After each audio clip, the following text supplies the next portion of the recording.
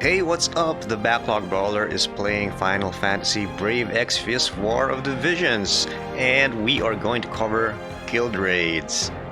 So, what are guild raids anyway? So if you're first time playing guild raids and you're looking for a guide on how to get good, increase your score, then this video is it. First things first, just brief overview of guild raids. You're just going to have to read the event details, but if you don't want to read that, then just explaining that there are several rounds from rounds 1 to 10 where certain bosses increase in power, and you would have to defeat them and try to get as much damage as you can with your turn, and your entire guild will be working on defeating these creatures. So if you don't have a guild yet, why not join ours, Sovereign? But anyways, so first things first is what we need to do is stress the importance of doing a trial battle. Before you do the actual battle, always try your loadout, your party, your equipment in a trial battle, and you can select which round you want to do, you want to simulate. And the very important thing that I want to highlight here is that I think for every 3 rounds the boss behavior changes. So I think they're grouped in groups of 3, so like the boss behavior from rounds 1, 2 and 3 is kind of the same, 4, 5, 6 is kind of the same, 7, 8, 9 is kind of the same, and then 10 we haven't really reached round 10 yet, so I wouldn't know. I think the highest I've been in is in round 8 with my guild. So, but anyway, this is how we're gonna do it. Now that you know what a trial battle is, we first tackle how do you actually get the highest score. First thing is you go out, all out offensive. So if you're doing a party and some gear on your normal, for example, quest or maybe a duel, a guild battle, maybe you put in some defensive stuff, some armor.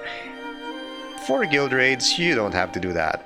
It's gonna be just pure offense because the boss won't kill you. He won't come close to dying unless maybe you bring a super low level party. But if you're doing a party, so like even if you're 99, if you're just level 99, you can just go all out offensive. So throw out all the defensive mindset, go all offense. So I think that should be obvious, but also take note of the passives that you equip on your characters. So for example, you could choose some passives, right? Here we have Nightblade Mastery, and you can hold that. You can see that it raises attack, accuracy rate, and lowers evasion rate. So the other stuff doesn't matter. What does matter is the attack, because guild raid bosses usually don't have high evade. I think they have 0 evade. But you do want your troops to have high attack. And here, Warrior Spirit Sharp, again, there's raises attack, but it raises critical damage, so additional damage to deal to really maximize that offense. And what you do have to do with your own units is compare the other passives that you have and think about, do they enable you to dish out the most damage or not? Reactions really don't matter much because you do have to check the guild raid map that you're in. Reaction block rate plus 100, so nobody's gonna react to anything. You do have initial AP 60, which is usually the case for guild raids, so you don't have to worry about bringing units that have very, very low starting AP, usually non-magic users, non-red mages. They're all being given a fair chance to dish out the damage because you only have 20 turns to deal the max damage. And of course, we have the map effect damage limit up, which gives plus 10,000 damage limit to all attack types. And if you haven't read up on it, and if you haven't played any Final Fantasy games before, Final Fantasy usually caps damage at 9999 per attack. So that means no matter how powerful the attack is, it will cap at 999 damage. So if you do a multi-hit attack, then that's a way to bypass the 999. How many nines is that? 4 nines, 9,999 damage in one turn. But during guild raids, they raise that, and all attack types, that's slash, strike, pierce, missile, and magic, they all get plus 10,000. And then strike, pierce, and slash for this, for ultros, get some additional boosts. So as you can see, if you bring a strike or a pierce attacker, that might be a good deal for you.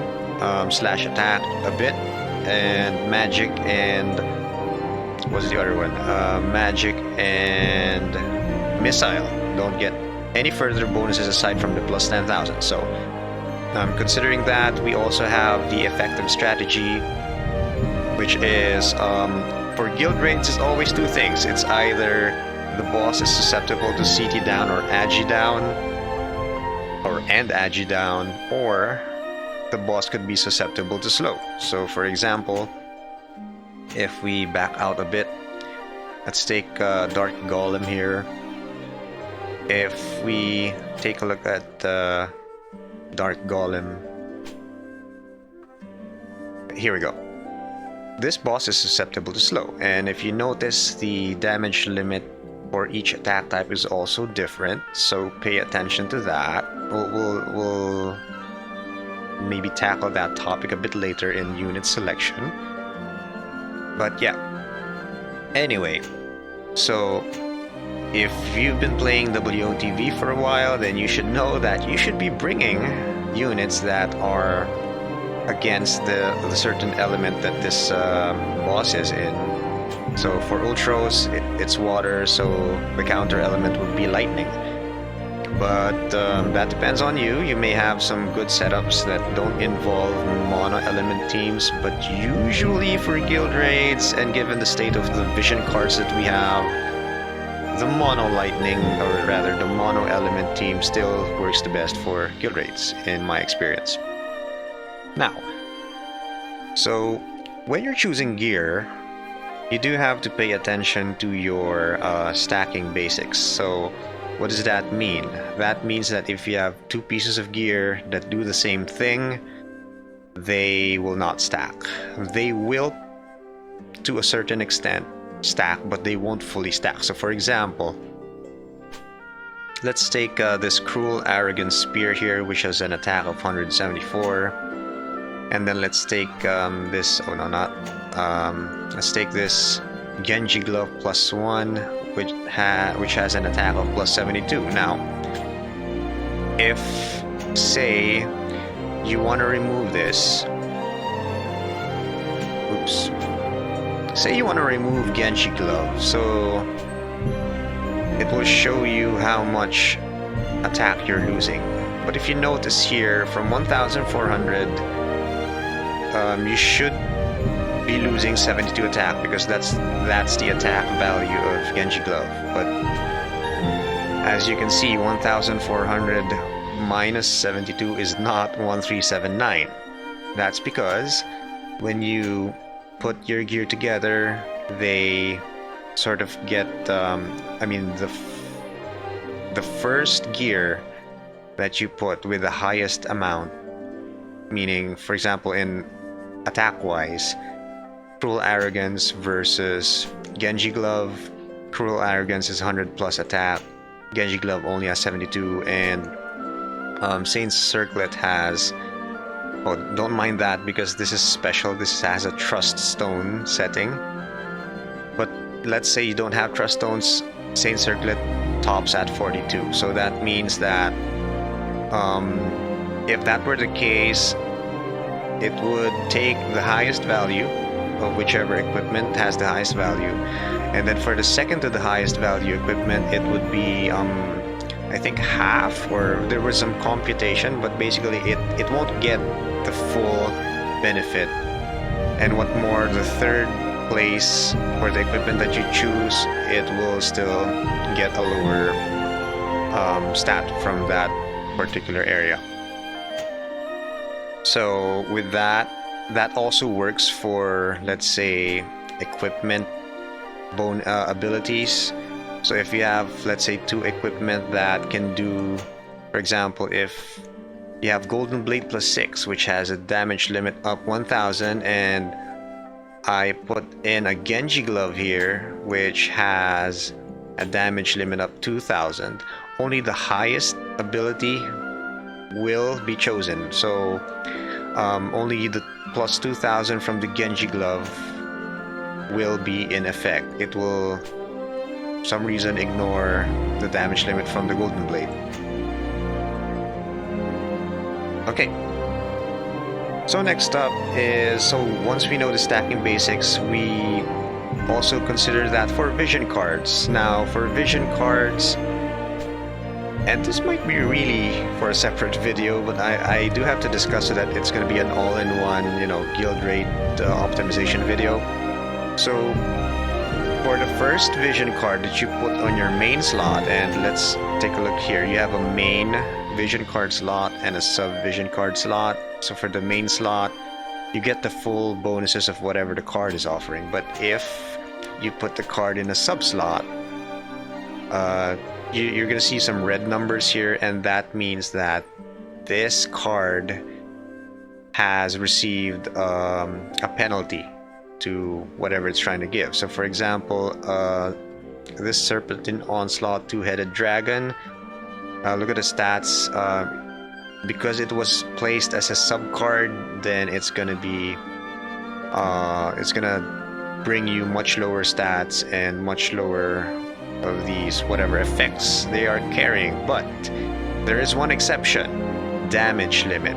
So this is very important, and we'll be discussing that later when we discuss damage limit. But just bear in mind that damage limit, for some reason, and by design I guess, is exempt from decreasing when you put them in a sub slot. Alright, and when you do choose a card, so if you want to go full offense, then I guess it should follow that you would want to put more offensive or more powerful cards on your main slot versus your sub slot. And you may have been used to putting certain cards in your main slot. Maybe you're kind of a defensive oriented player and you put defense oriented VCs. Not for guild raids, buddy. Do whatever your most powerful cards are, put them here on your main slot. And if you take a look at my lightning team here, I don't have too many of, actually I don't, yeah, I don't have any VCs that are job oriented. You know how these job oriented VCs are getting popular. So I don't have that, because every unit that you place on your guild raid is potentially important, because they can contribute to stacking the attack. So everyone needs to have that boost. So mono element VCs usually work better, unless you could build a team where you have very powerful job-based cards, and you know, you just happen to luck out and wow, you got lots of VCs for those jobs that you put in, then go ahead. But again, you have to test those out, and yeah, just so you maximize the damage. Now I think we're gonna want to discuss something else when you try and decide which equipment you need. So let's switch to one of our Recon teams. Well, I just named it the Recon team, but look, we have Aldoa, her master in another dimension, Ashenmont, and Duane. And what I want to illustrate here is the effect of what we call the penetration or piercing effect. So let's just do a trial embark. And for this run, we're gonna demonstrate the effect of death piercing. You know how maybe if you read some Reddit sites or wherever, they're gonna say, wow, death piercing is amazing, you have to have those in your units. Yes, but there is a big but. Death piercing, as the name implies, only works if your target actually has a good number of def. Oh, before that, I did a boo-boo. We should have done this with Ultros level 1. Or actually, Ultros level 3 might have been okay. I forgot to check the stats, but anyway, let's do it level 1. So, Taco Ultros. Let's do a round 1 trial embark to demonstrate the effect of def piercing. And again, this should have been a separate video, but here we are. Okay. I shall burn everything. So first things first, if you noticed, I did equip Ashen Mont with Oldoan Apron, which gives me Inherited Tyranny, and the effect is it does give AP Auto Restore, which isn't relevant, but what we are looking for is it should raise Ashen Mont's Def Piercing rate. So before we do that, I want to show Blade of Blinding Ash. If you target Ultros with that, you're gonna do 3,270 damage. And Ultros here, if we look at his stats, is Def 0, no defense. So what do I want to demonstrate here? 3,270, right? We're gonna do Inherited Tyranny. This should give me Def Piercing. Hear me, crystals. Alright, additional Def Piercing. So remember the number. Allow me to beat you into a bloody pulp. I love Oldoa's speech. Okay, 3,270 damage. We're just gonna have Oldoa wait. Darkness. Yeah, is my these guys strength. are gonna get their turn later. So back to Ashen Mont. If we do Blade of Blinding Ash again, now that he has his Def Piercing buff, I'm just gonna show you here. Where was that?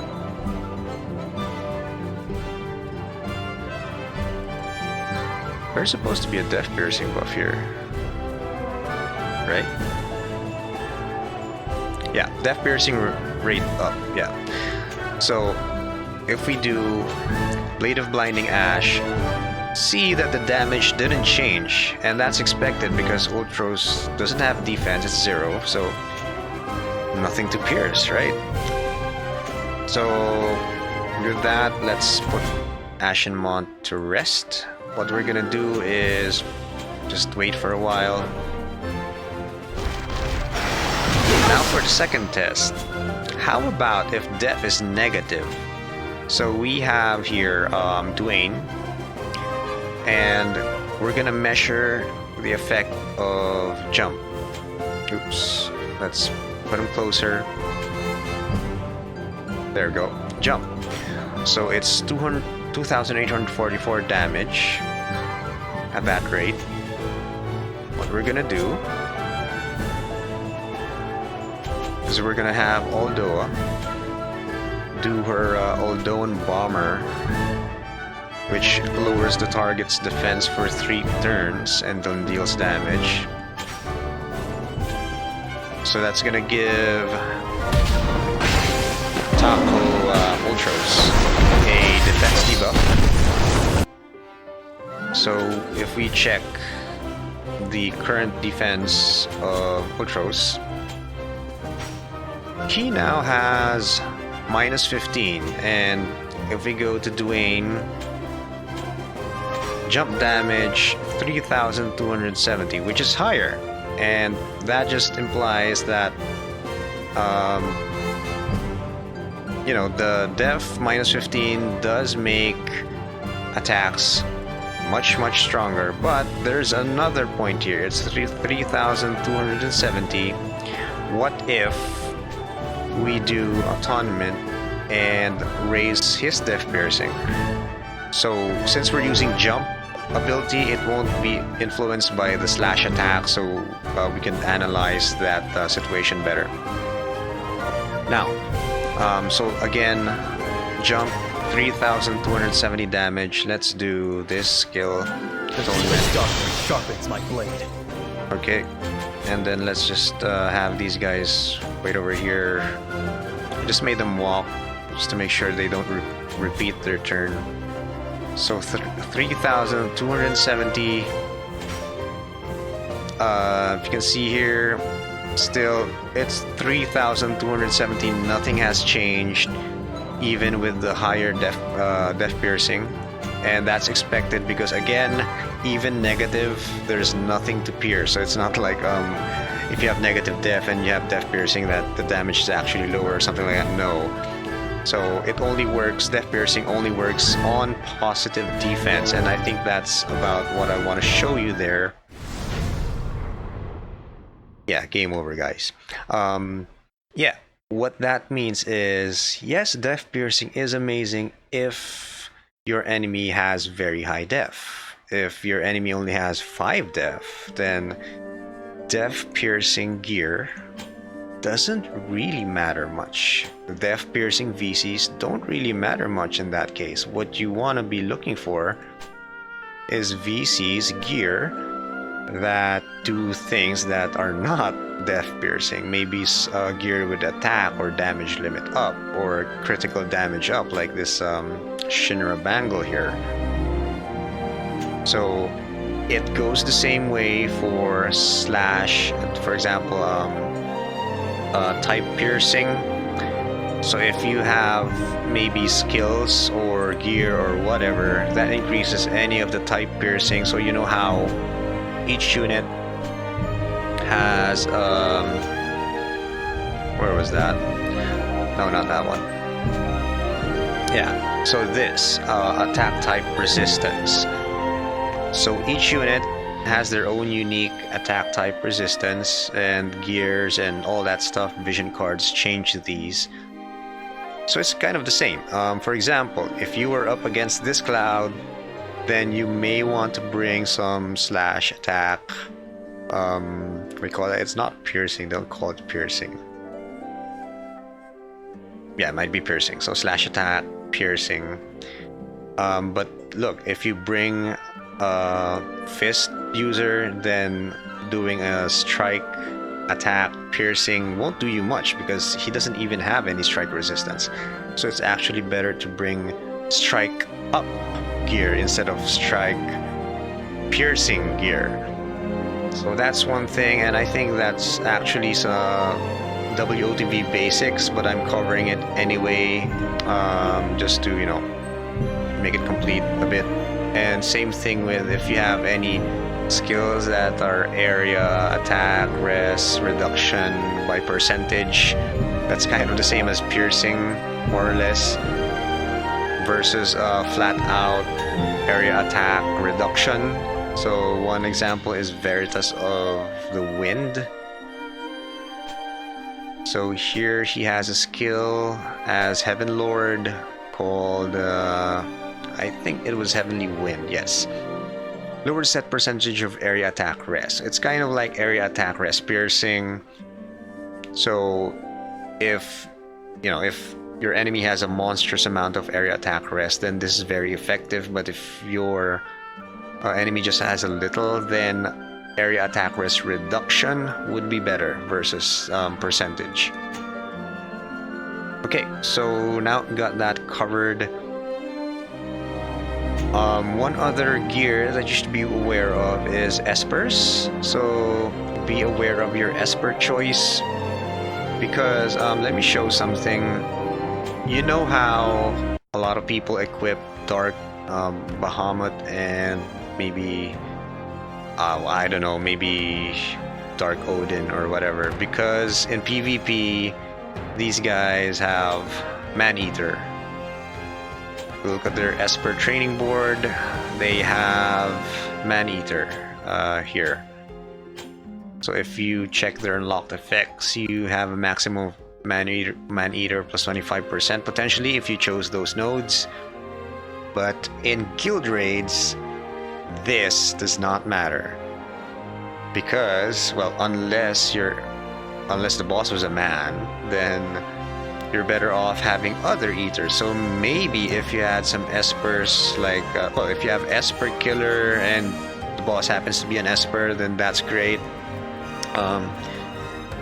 But that would, you know, that would be a specialist build for your esper, and you may not have built your esper that way. There's a high chance you haven't built it that way, but if you did, then there's some espers with, for example, a demon killer or whatever killer, machina killer. Yeah, like Ifrit here has demon killer, so if you're up against a demon, then putting that on your unit will bestow your unit with that demon killer, for example. And of course, your units also inherit the some of the stats. I think it was 10% of the esper stats, or was it 10% at? Oh, that's back when resonance was a thing. So right now, I think everyone's at max resonance with the esper, so they get 100% of the stats. So if you equip Ifrit, I mean, let's show that, you know. Let's try and show that. So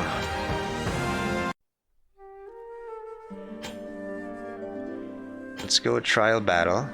Oh look, one of my guildmates is battling. So if Fenrir with attack 127, if I remove that, let's check the attack stat 1577. If I add it back, attack stat is now, where was that? 1732. You do the math, guys. Maybe Agi would be easier to show. So Agi 87, Fenrir has 15. If I remove Fenrir, then it's 72. So 72 plus 15 is 87. Yeah, so they get 100% of the stats of the esper that you equip. So how does this what does this mean? How does this help you select an esper? Well, for instance, if you have two espers that are, if you have, for example, espers like Carbuncle and Shinryu, so if we filter the espers by their stats, look, Carbuncle's mag stat is 112 and Shinryu is 123. So obviously Shinryu would be ideal to put on any unit that needs mag. If you look at their training boards, they're actually quite similar. Here you have some, let's zoom that out. Magic attack up, light attack up, and some Dart Eater. If you look at Carbuncle, it's kind of the same board, isn't it? It's actually the same board with with Valifor. So of course they have different nodes, but this lower left portion here, they're pretty much the same. So that's the time when, if by some chance you selected the same nodes on the same espers and you need a team, then of course that's when you pay attention to this stat. So yeah, but again, depends on the nodes that you have on your espers. If you have killers or stuff like that, attack type up, then great. Up to you to choose that. Now that we've covered espers, and we're gonna have to cover some other esper topics at the end of the video, near the end of the video.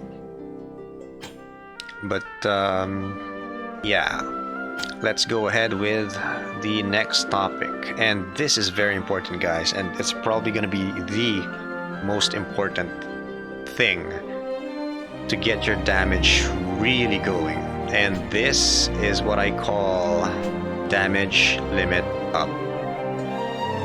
So to do damage limit up discussion, let's beat up an octopus right here on trial battle, of course. So let's go with a round 3 trial battle with Ultros. And we're gonna demonstrate the effect of damage limit up. So first, let's do some calculations.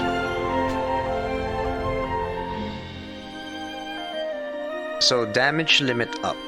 You know how I said earlier that the cap was 9,999 for Final Fantasy games. They set some standard. Okay, so for this map, on top of that 9,999, well, let's just round that up to 10,000, alright? So 10,000 damage plus 10,000, that's 20. And I'm trying to build an attack chain here. So if we're going with slash attack, that's gonna be where were we? 10 plus, so the initial 10 plus the 10 is 20 plus 5,000, and that's 25,000. So what happens is each strike, the maximum damage is going to be 25,000. Now if you have units that have what you call multi-hit attacks, for example, Cloud has this triple slash skill, and it deals a 3-hit attack basically. So each hit is subject to that cap. So it doesn't cap the entire the totality of those 3 hits. The cap applies to each and every hit. So if you have a cap of 10,000 and you have a 3-hit attack, that's 10,000 times 3, 30,000 maximum damage. Okay, so let's just maybe see that in action, I guess.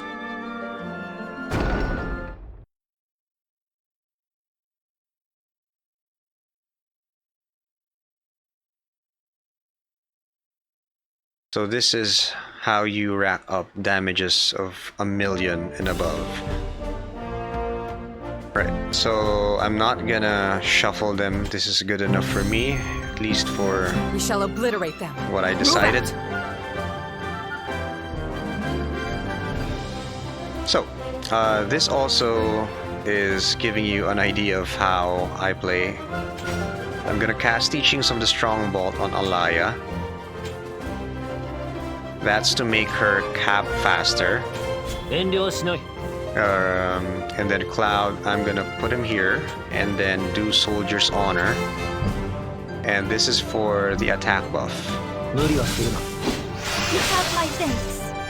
So both of them get I the can attack handle buff. Now, Just Alaya watch. is, I don't know, in my experience, she always runs out of AP. So we're gonna do Striking Fragrance, which restores AP Auto Restore and raises strike attack. This is care of her TMR.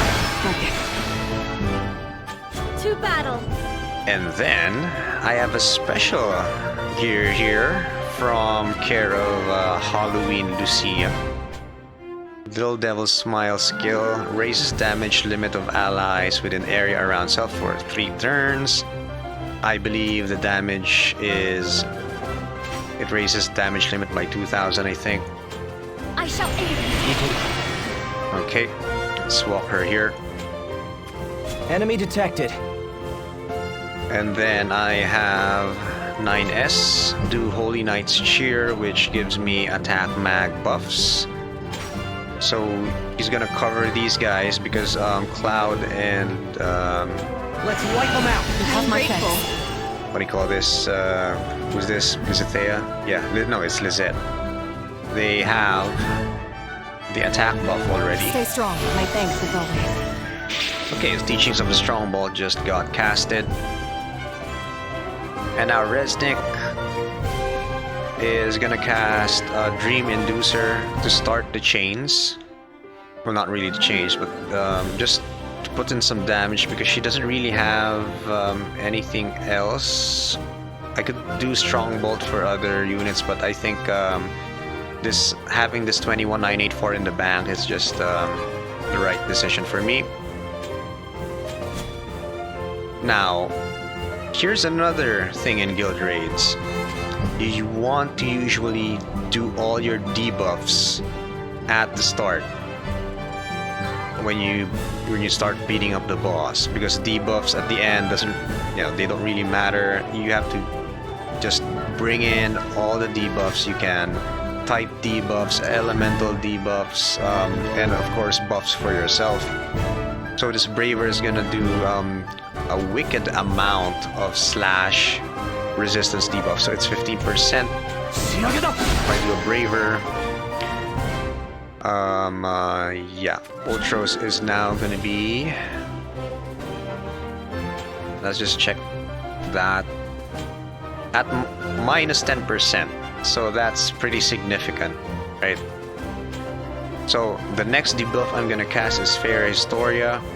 It's gonna lower Ultros Lightning Res, which is currently is at negative 30. If we cast that,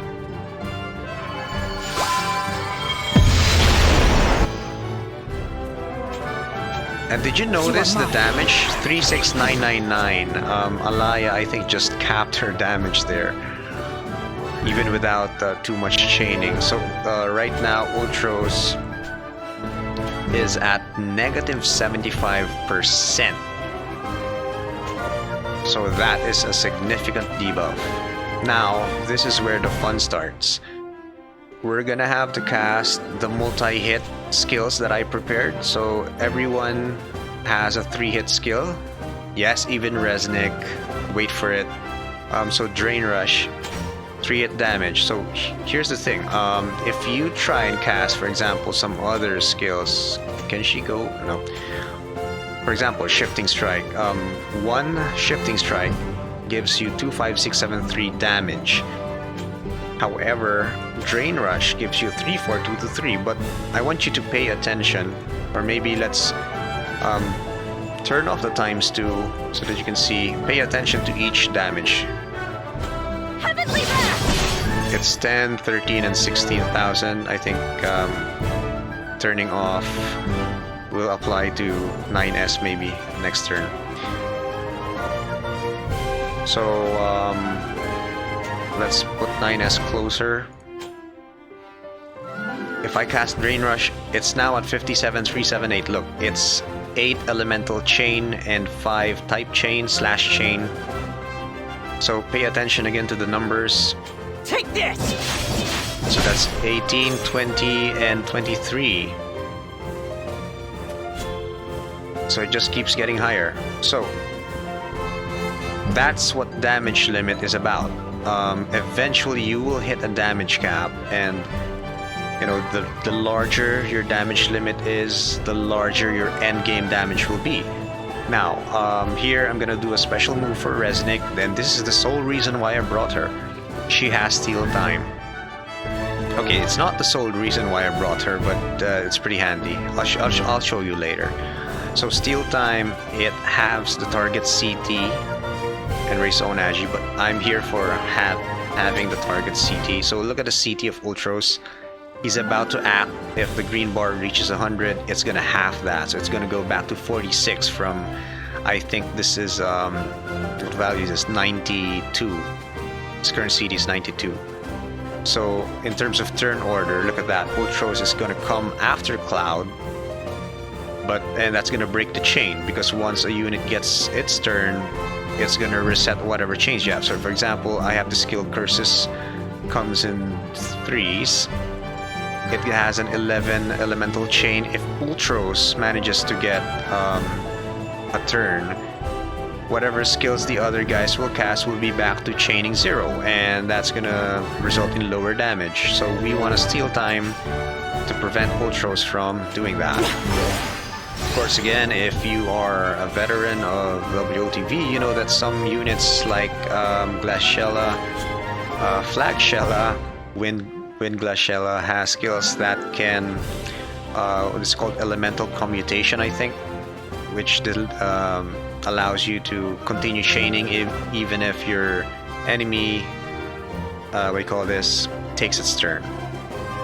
Okay, so as you can see, Ultros is nowhere to be found in the turn list, so that's good. Now Alaya will do double dragons because it will lower strike res. She also has a Dragon Flurry skill,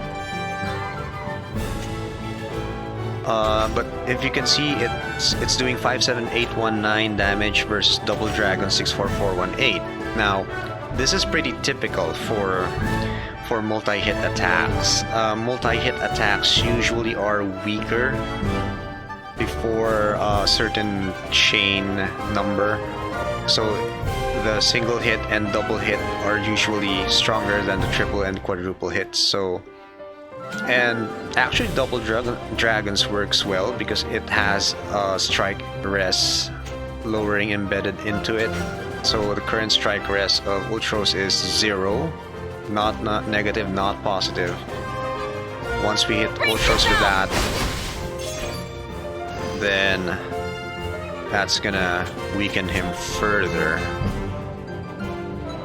So now it's Cloud's turn. We're gonna do triple slash to build the chaining, and we're already at 61733 damage. And let's just check the strike rest. Now it's negative 38.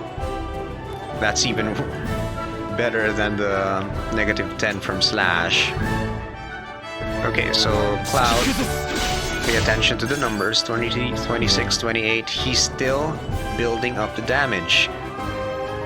He is still piling up.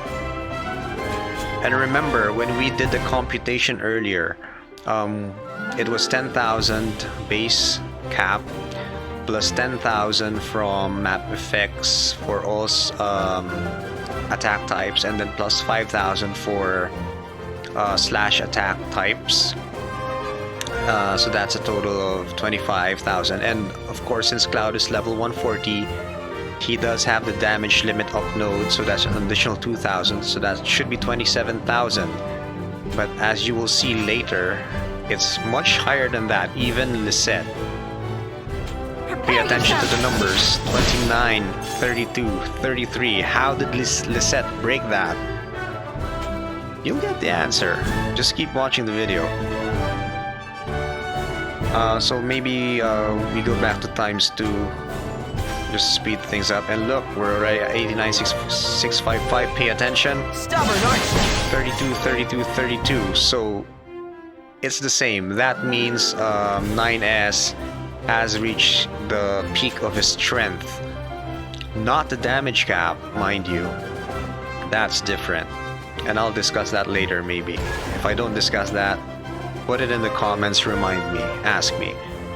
Okay, so now, Resnick, it's her turn. Now we have two options, and this is interesting. We can either summon an Esper now and get these effects.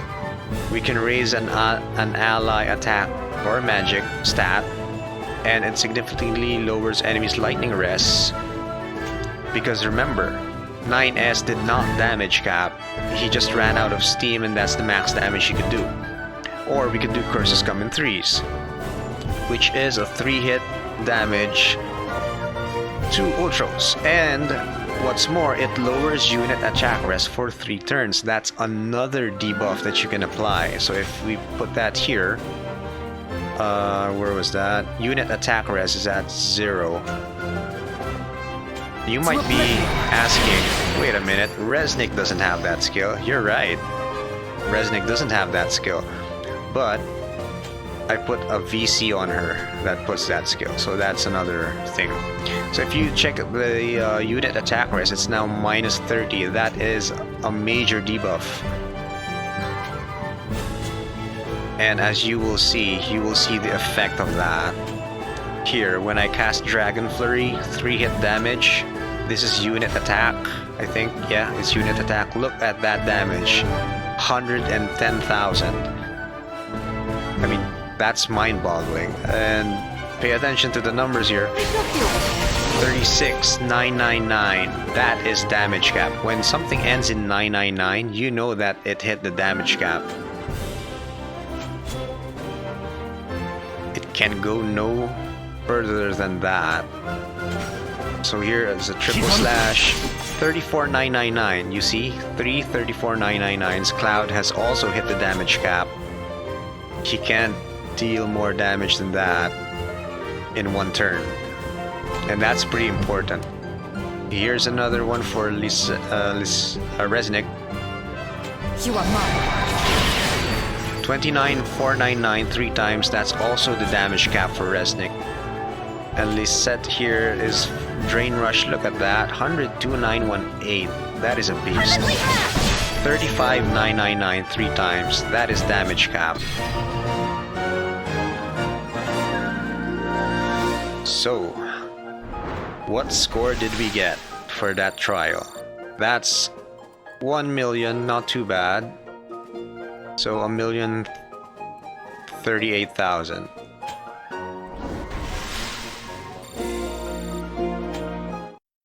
Okay, so how do you raise damage cap? You raise it via gears and via VCs and via nodes. So just to get it out of the way and just for it to be complete, let me just show you what the nodes look like if in case you missed it. So here in abilities for my 140 cloud, let's zoom out. There's a node here, around here, damage limit up. You get that if you, I think, bring the unit up to level 19 for its main job, I think. Was it 19 or was, yeah, it was 19. If your main job is level 19, you gain access to that node, and if you level it up, the max it can give you, yeah, what is the max? It's 2,000. I think it's 2,000. Yeah, it's damage limit up 2,000. That's a max node right there. Just to show you, yeah, it's maxed out. So every level gives you 100? Yeah, 100.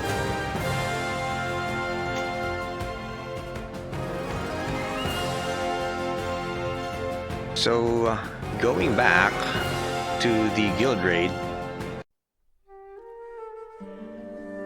let's go back to Mr. Ultros here.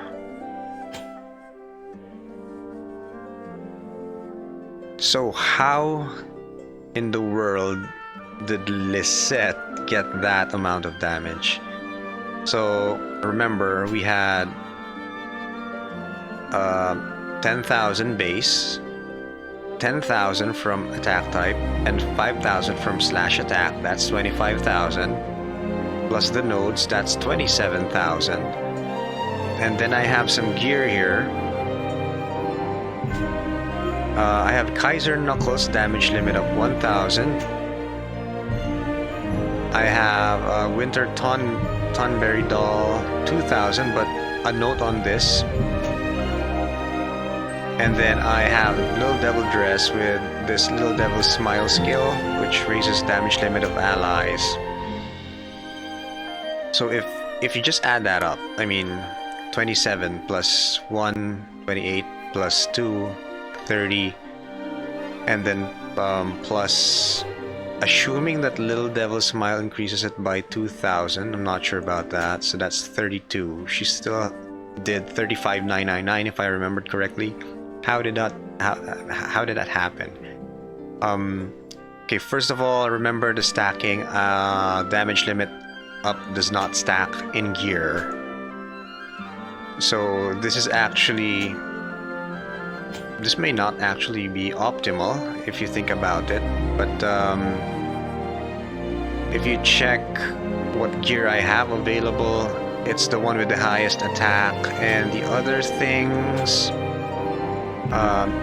strike attack up 15. I mean, all the other things add defensive stuff to their abilities. Dragon Claws does have attack up 20,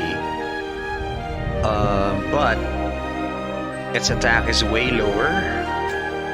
And you know, these other fists that I have, they're just not worth it. So I just put Kaiser Knuckles there because it has the highest attack.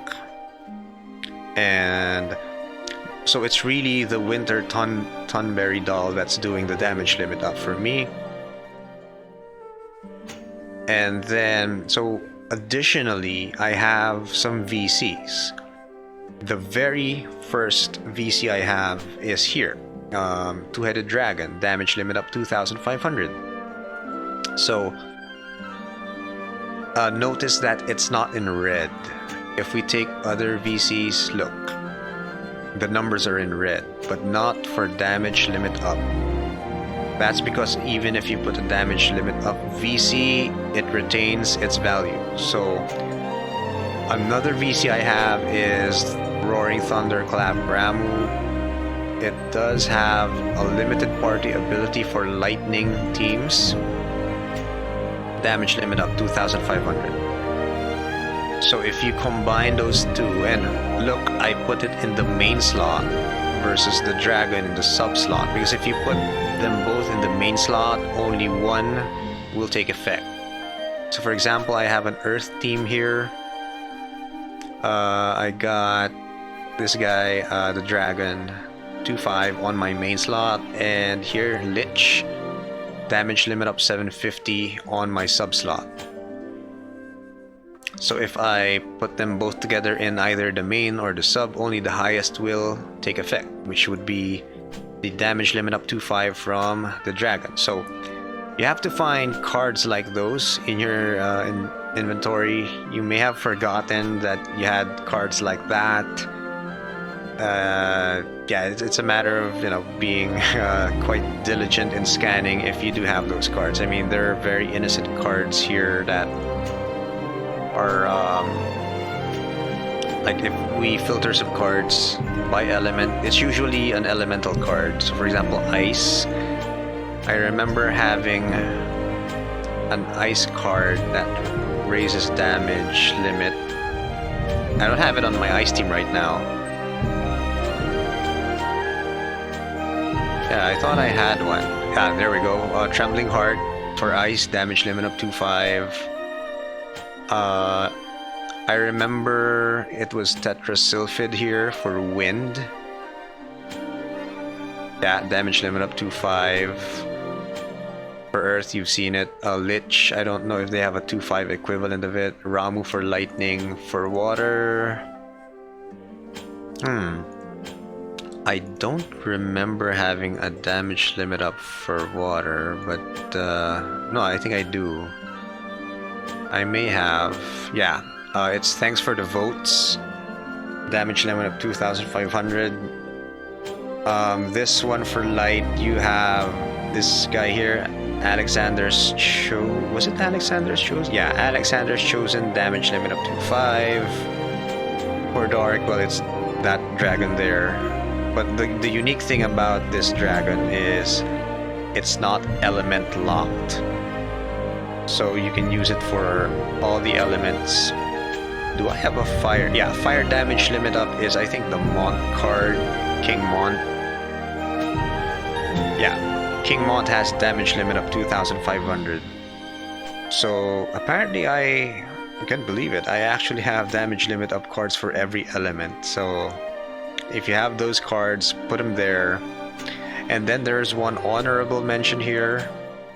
There's a dark card called the Perks of Having Charm.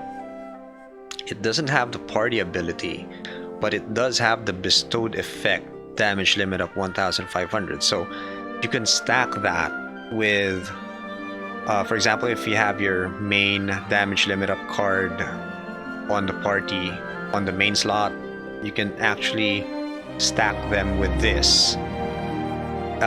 The only difference is it will only stack for that unit because it's just a bestowed effect. It's not a party effect. So, but yeah, I mean, you can imagine how that would help very much. So, one other thing is, remember when 9S was not reaching damage cap? So the thing there is, when you wanna optimize your party, you do have to take into consideration those kinds of things when you do your trial battle. So if some character isn't reaching the damage limit cap, then it might actually be better to replace that gear. For example, I have Genji Glove +2 on 9S. It might be worthwhile for me to try and find some equipment that, you know, that could allow him to dish out a larger amount of damage, because he's not hitting the cap anyway. But that depends on how far the difference is from the current damage versus the cap, the potential cap. Now, let's see. What else do we have to cover for damage limit gear?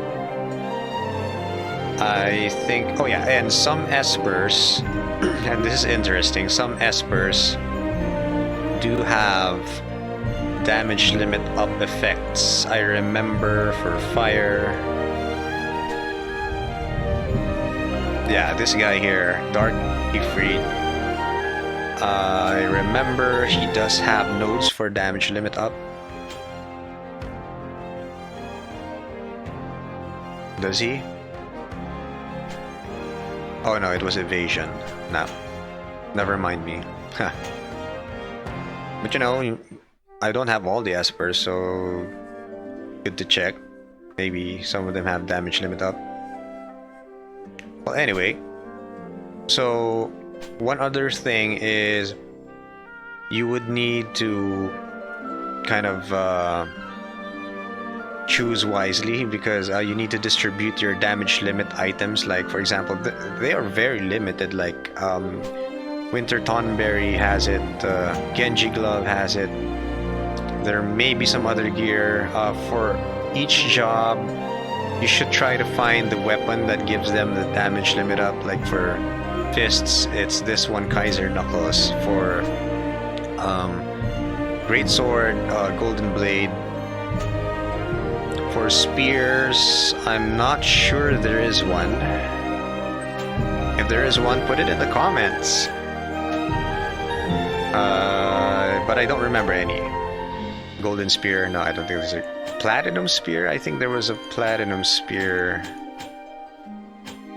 Or maybe I haven't built it yet, or whatever.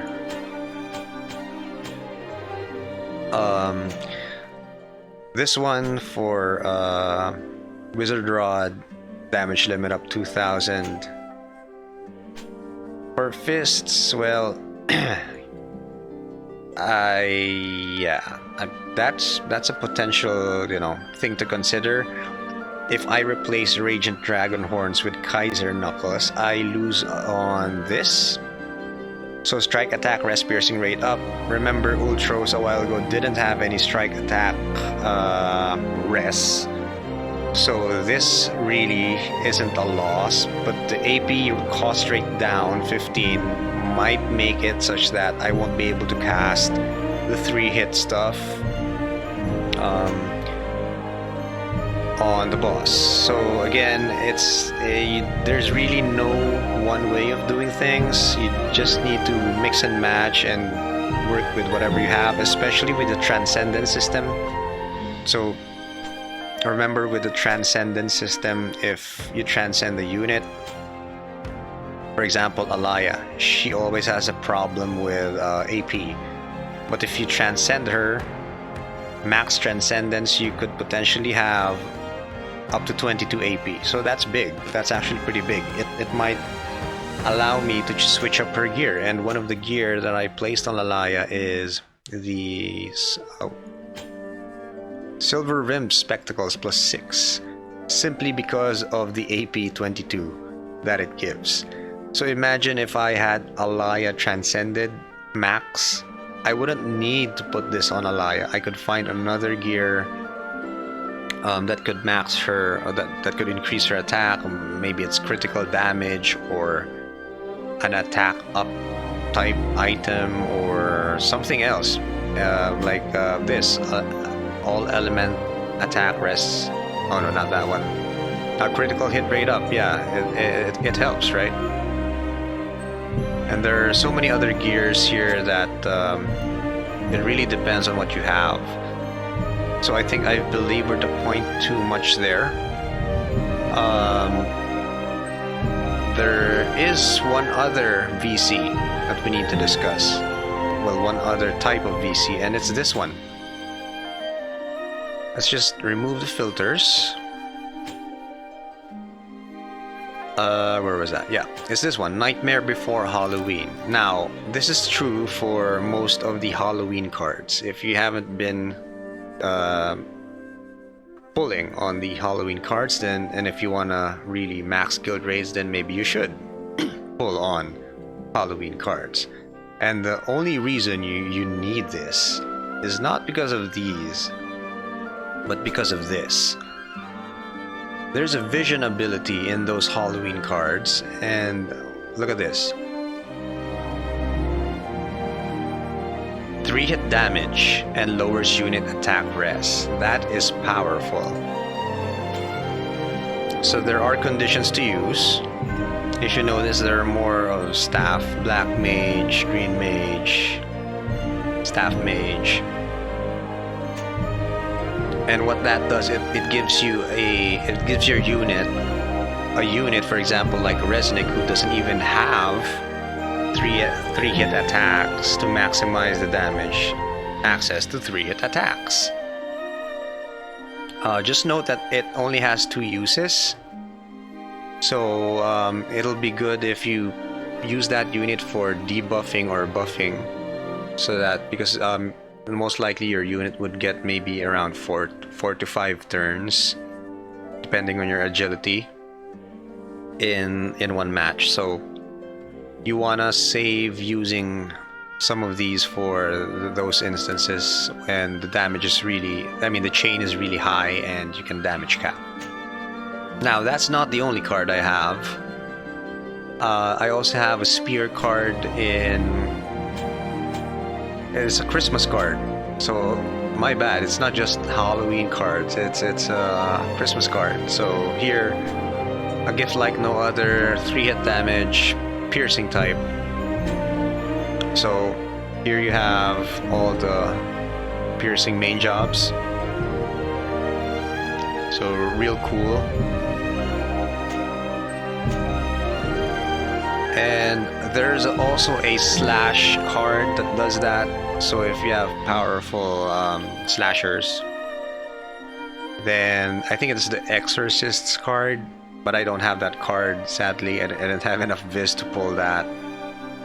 Right. So just watch out for those types of cards, because they are going to be very important. And with that knowledge, I think we can move on to the next important thing. And I think maybe some of you would think that it's the first thing that you would actually think of, but no.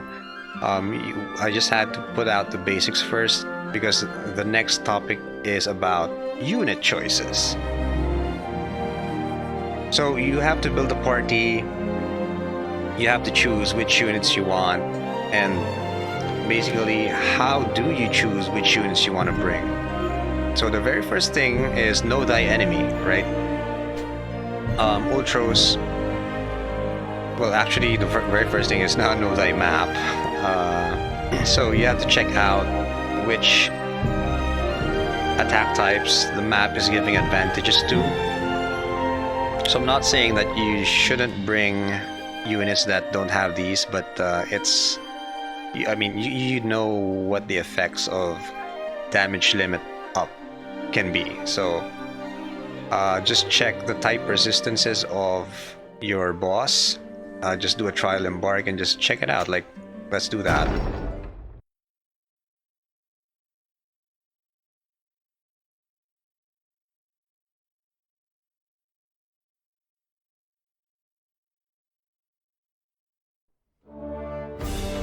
Okay, so all you have to do is... We shall obliterate them. Move out! Yep, just do the map button here and just check out the resistances. For raid bosses, you usually don't have to bother with statuses. They're all immune to it. And the elements are pretty fixed. You know, it's a watered boss, that therefore bring a lightning team. But for attack type, you know that Pierce, Magic, and Missile are most effective. And interestingly, remember, the map gives bonuses to damage caps for Slash and Strike, as well as Pierce. So it's kind of obvious here that, you know, if you have Pierce units, and if you have Pierce rest down, that's gonna be a super boost. So yeah, know thy enemy. And of course, another thing you have to take note is Death versus Spirit. If you see an enemy with a very high Spirit, well then don't bring mag-based attackers. If you have an enemy with a very high Death, then don't bring attack-based attackers. Well, you can, but you have to prepare for it. I mean, you have to consider that maybe some other units might be more effective. You also have to consider whether you have units that are available to do, for example, a death debuff. Or maybe if your units have insane amounts of death piercing, then it wouldn't really matter how high the boss's death is. Same goes for spirit piercing. So yeah, let's exit that for now.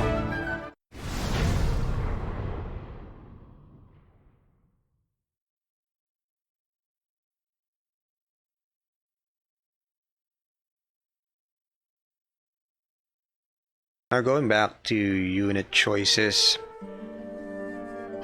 So as you know, the slash chaining mechanism. How does that work? So, and the elemental chaining, right? So whenever a unit gets hit by a certain element in succession before their turn comes up, then it's going to be an elemental chain.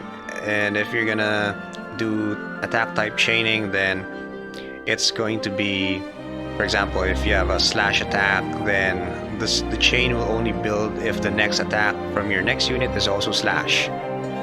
If it's a strike, then, or any other thing, then it's gonna break the chain. One thing to note is that magic doesn't have type chaining. It only has elemental chaining. So consider that when you're building your team. So when I built my lightning team here, I considered two major things, and that's one, which units had those multi-hit skills, preferably triple hit or quadruple hit, and two, if I had multiple units that could fulfill that, which units do I have the most of? So it's usually slash, because a lot of units are slash, and a lot of slash units have triple hit abilities. But if you have the right VCs, again, you can build like Resnick, since she has the Halloween VC, then no problem, you can bring Resnick, right? So I did that sacrifice because it's a sacrifice because it breaks the slash chain. I also brought Alaya. She can contribute to elemental chain because they're all lightning, but when Alaya attacks, it breaks the lightning chain. I mean the slash chain that these three guys can do. And of course, I chose Lisette because she has a Nightblade skill called Drain Rush, and this is pretty common for Nightblades, but you have to be creative with your other units. So let me just show you a loadout of all my elements. Not all, but some of them. So look, a Nightblade, Nightblade again for Elzerel. For Lucio, he has the Warrior of Dawning Light Tri-Slasher, triple hit slash. Elena is Queen of Slashing, sort of. She has Iridescent Blade, 4 hits, Crystal Shine Bright, 2 hits, and her Limit Burst, 3 hits. So pretty powerful if you can raise her mag enough. And then Kilfi is not triple hit, but she does have a where was that? Lupine Wren, yeah, which is 2 hit, and she has lots of good debuffs. And the thing I like about Kilfi is she has Constricting Cleave, which does slow, which is useful for raid guilds. And she also has her Limit Burst Summer Fatale is a vicious light rest debuff, and it also has CT down. So, and she also has a thief sub, which has steal time. So she's kind of the utility for light teams. There are others like Locke. I mean, he also has a good treasure hunter. Stranded also functions like steal time and also has slow, so that's pretty good. So look for units like that. For Earth, I have Hoppy Resnick. She does have a unique triple hit, Thrice the Acrobat, and Zazan has his triple spinal blow. Oberon doesn't have a triple hit, but I equipped him with this card, 3rd time's a charm skill. So lowers critical evasion rate, which is another sort of debuff. It helps you to well, to debuff, to hit crits more often. And then 2P doesn't really have a stable triple hit, but her limit burst is triple hit, and she also has a double hit for where was that? Yeah, double burst. And she also has a thief sub job, which is convenient for steal time. And then Moraga is a surprise. He has a ninja dream within a dream. So not all ninjas have this. You have to check which of your ninjas has that. Ninjas are pretty common, like Ketone and the other guys. Of course, for Dark, we have Seth with Telluric Fury, which is convenient. He also has a Def packaged with it. Dark Vina has a vicious LB, Queen's Judgment, 4 hits. And she has a 2-hit Dystopia. And if you put in a Halloween card, then she also has access to triple hits. But I put it on Lucia. Yeah, I put it on her. And actually that's kind of the reason why she's here. She's just helping with the magic stuff. Good MRs are this. Anything with operative might have something like Gloombound Trinity. It's not Gloombound Trinity for other operatives. This is unique to Ranel. But she also has Piercing Triad, which has Death Piercing packaged, and which is pretty good. And then Shadow Links with Ninja, Dream Within a Dream, Champion, Fire. Oh, well, since we're not in a Fire Guild raid, let's check out my Fire template.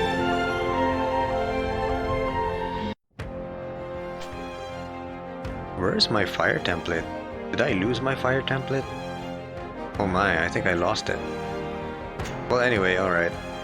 Well, you find out for yourself, but I usually run, I do have Yuffie.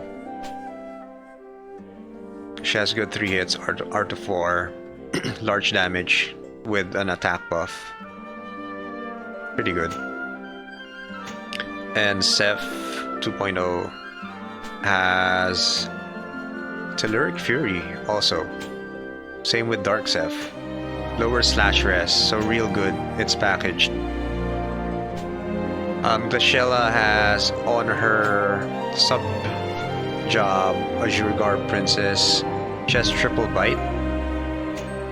Oh yeah, Rain has a good triple hit.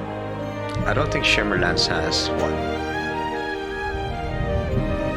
So yeah, but again, depends on the situation, which units you want to bring. Water has some good ones, like this one. Chunak has a good... Where was that? Yeah, triple Reeve. Slash attack, rest piercing rate. I mean, it would have been better if it was a slash attack debuff, but there we go. Triple Reeve, and the good thing about it is he has Thief sub, so he can have steal time. Faris has a vicious triple hit pirate raid. The good thing about this is death piercing, and it also gives an attack buff to Faris and one of her teammates. Glaciella does have her triple cross, I think. No, it's a triple piercer. The other Glaciella has the triple cross. But you can equip her with a Christmas Dwarf card if need be for that unit attack or that critical hit something. Astrius doesn't have triple hit. You can equip with him the Exorcist's card, but he does have a lot of debuffs. And his Limit Burst Release the Void has that additional attack, but and it also has Slash Attack Rest Down. But it's not as powerful as bringing in a triple hit unit. And I usually also run what's her name? Farm, yeah, for that triple hit. For Wind, I have Lucia Champion, Super Champion. Quad hit is a beast when the chains are super high, just like Elena. Just make sure she has enough firepower, enough attack to do it, and enough debuffs to be able to actually hit the damage cap. She also has dual trigger, and this is useful. It can lower enemy CT. It's a game changer. Like with enough dual triggers, you could potentially change the turn order. That's how powerful it is. And good thing about Lucia is she has Spiteful Blast, which also has slow. Love that about her. And yeah,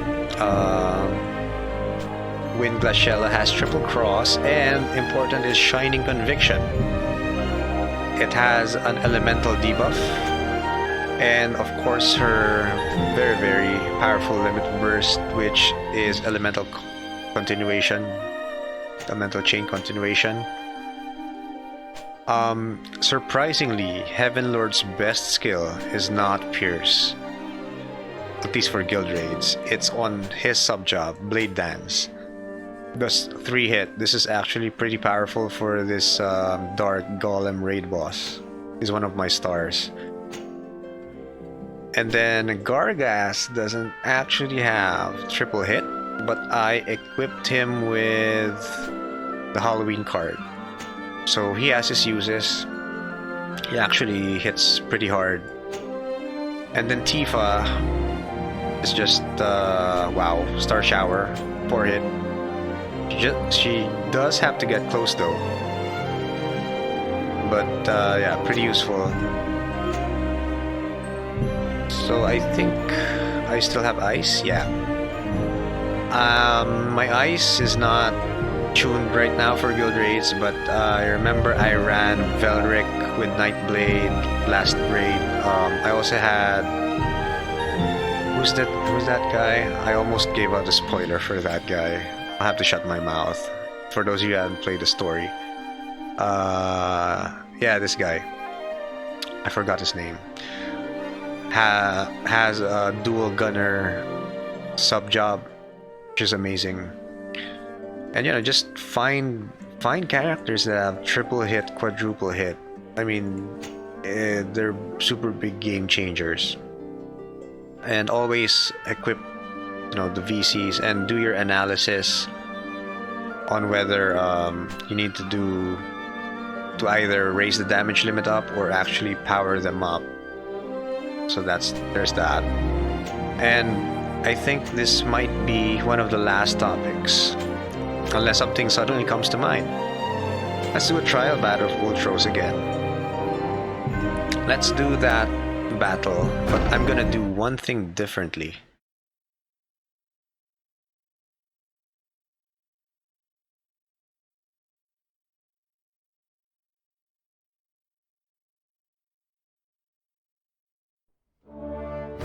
Okay, that one thing is Shall obliterate them.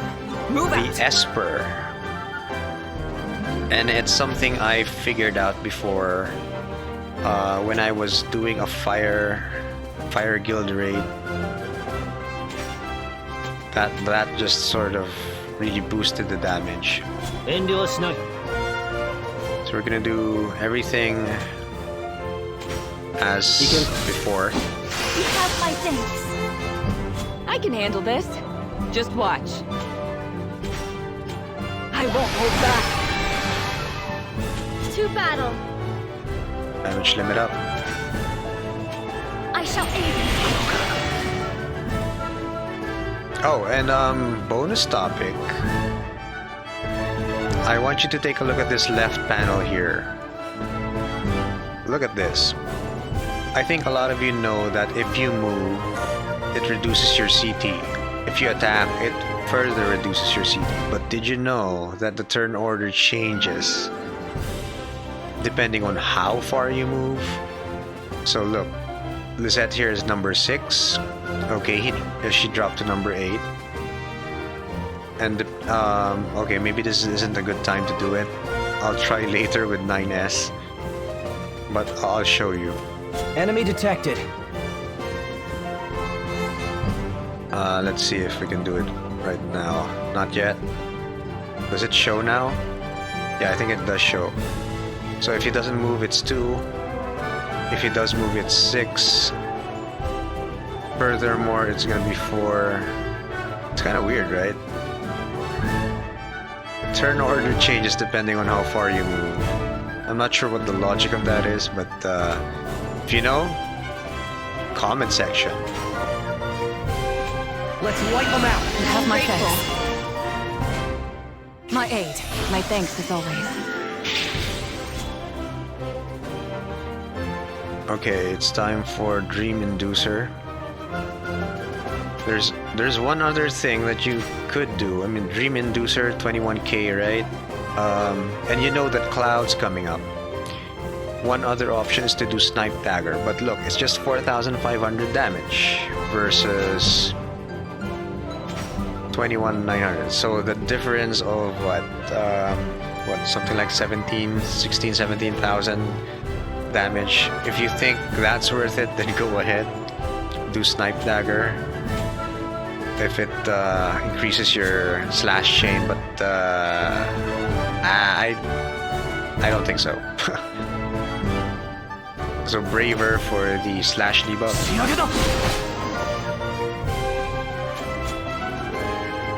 And then Sphere Historia for elemental lightning debuff. So see, Cloud did the slash, and look, it's only the elemental chain coming up. There is no type chain.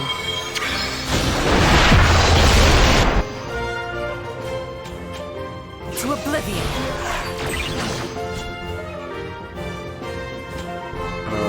Then Thea. Oh, Lisette. That was. You know, I play Fire Emblem Heroes too. Okay, so we get some more chains here.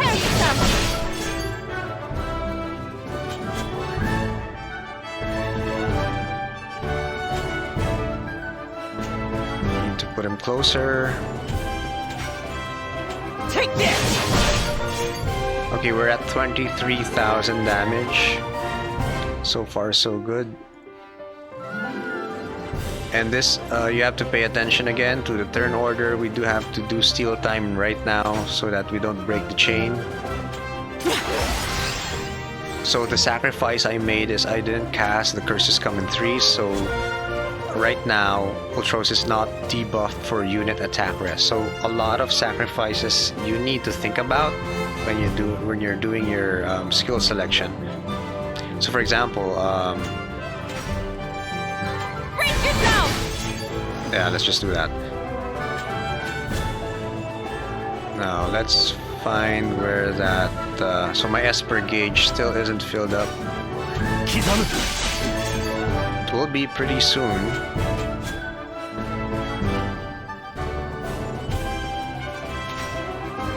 Heavenly Hat! 33,000 damage. We got good slash chain going on. Stubborn, aren't you? Okay, I think this is the point where the Esper gauge is filled up. Now, remember in the previous round, I did the curses come in threes, which would do 88,497, right? And I specifically said, what if I do Judgment Bolt? So what this does is it raises map effect, raises allies, attack, and mag, and significantly lowers enemies' lightning rest. So let's take a look at that first. What's the current lightning rest of Ultros? It's 75% negative. So the first time around I chose curses come in threes. Let's choose this one.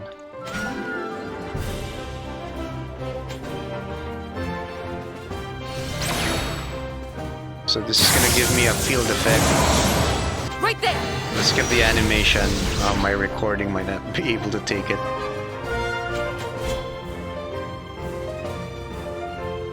Just keep pounding Ultros. My favorite. So Alaya is capping already. I think Cloud would be capping. Oh look, Cloud's doing 104. 34,999. So yeah, he's capped.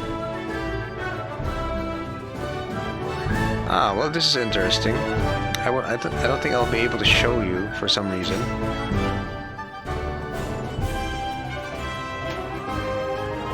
You are mine. Yeah, why is that? Maybe I did something else. Yeah, but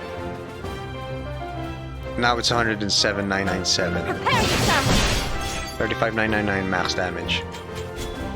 So anyway, that kind of failed, but what I wanted to show you was that 9S, if he had the last turn after that summoning, but for some reason I don't understand why he didn't have the last turn, he would have probably reached damage cap because of the field debuff, or the map debuff effect.